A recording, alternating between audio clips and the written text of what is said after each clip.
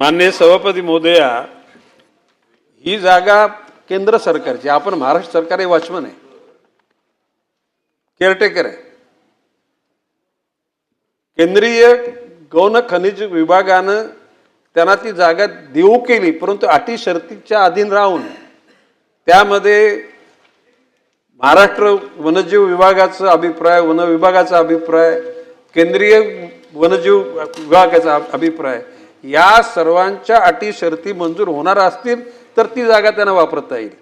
त्यांनी दिली म्हणजे का, त्यांनी फक्त ध्वनित केलं की बाबा ही जागा तुम्हाला आम्ही देऊ शकतो ह्या अटींच्या अधीन राहून.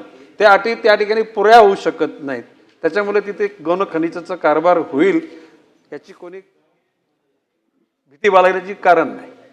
सन्मान्य सदस्य शशिकांत शिंदे यांनी जी बाब या ठिकाणी उपस्थित केली, केंद्रीय खाण मंत्रालयाने ही अलॉटमेंट देण्यापूर्वी राज्य वन विभागाची परवानगी घेतलेली नाही किंवा त्यांचा अभिप्राय पण सुद्धा विचारलेला नाही, आणि त्यांनी फक्त ती अलॉट केलेली आहे अटी शर्तीच्या अधीन राहून.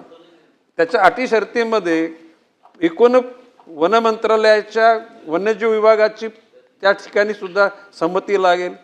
इथल्या वनजीव विभागाने घेतलं तरी केंद्रीय वन विभागाकडे ते रेफर केला जाईल. अशा विविध अटी शर्ती आहेत, आणि एकूणच सगळ्या तिकडचा परिसर बघितल्यानंतर त्या ठिकाणी अशा प्रकारचं उत्खनन करण्याकरता परवानगी देण्यात येऊ नये असं माझं स्वतःचं मत झालेलं आहे.